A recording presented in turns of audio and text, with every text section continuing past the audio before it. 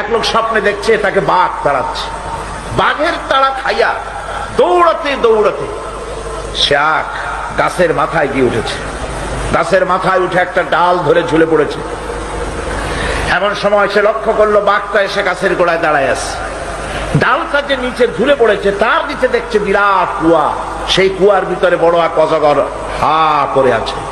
এমন সময় কানে কুটকাট করে আওয়াজ আসে। কিসের আওয়াজ? তাকিয়ে দেখে যে ডালটা তার অবলম্বন, সেই ডালের গোড়া একটা সাদা ইঁদুর আর একটা কালো ইঁদুর ডালের গোড়াটা কেটে দিচ্ছে। কারণ বিপদটা খুব কম না বেশি? জনমের বিপদ না? গাছ বাইয়া যদি নিচে নামে তো খাবে কিসে? বাঘে। আর ডাল ভাঙিয়ে যদি নিচে পড়ে খাবে কিসে? এমন সময় তার মাথায় ঠান্ডা কি জানি পড়লো। উপরের দিকে তাকাইছে। উপরে তাকালে সাধারণত মানুষের মুখ হা হয়ে যায়, আর যদি দাঁত না থাকে তাহলে জানলা খোলা গাড়ির মতো হয়ে যায়। উপরের দিকে তাকাইছে, মুখটা হা হয়ে গেছে।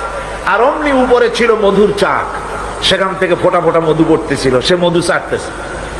এমন সময় তার ঘুম ভেঙে গেল।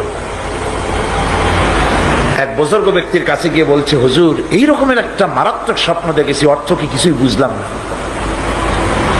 আল্লাহর বান্দা বুজুর্গ ব্যক্তি বলছেন, তুমি যে স্বপ্ন দেখেছো এটা তোমার একারও স্বপ্ন নয়, আর এটা স্বপ্ন নয়, এটা হলো বাস্তব। তামাম পৃথিবীর সমস্ত মানুষের জন্য এইটাই হলো বাস্তবতা।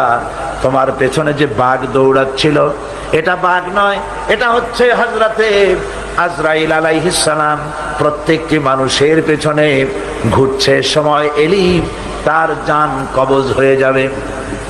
তুমি যে ডালটা ধরে ঝুলেছিলে ওই ডালটি হচ্ছে তোমার হায়াত, আর ডালের গোড়া কাটতেছিল সাদা ইঁদুর আর কালো ইঁদুর। সাদা ইঁদুর হলো দিনের প্রতীক, কালো ইঁদুর হচ্ছে রাতের প্রতীক। দিন আর রাত তোমার হায়াতের রশিগাছা কুটকুট করে আস্তে আস্তে করে কেটে দিতেছে। আর নিচে যে কুয়া ছিল সাফ হা করে আছে, এটা হলো তোমার কবর।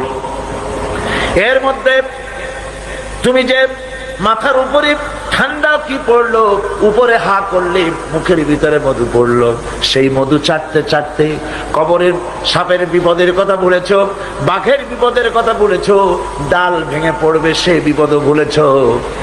এই মধু হচ্ছে তোমার সুন্দরী স্ত্রী, এই মধু হলো দুনিয়া, এই মধু গাড়ি, এই মধু বাড়ি, এই মধু ক্ষমতা, এই মধু প্রতিপত্তি, এই মধু হচ্ছে তোমার ব্যবসা বাণিজ্য। দুনিয়ার মোহে তোমাকে এত বড় বিপদ থেকে তোমাকে ভুলায় দিয়েছে।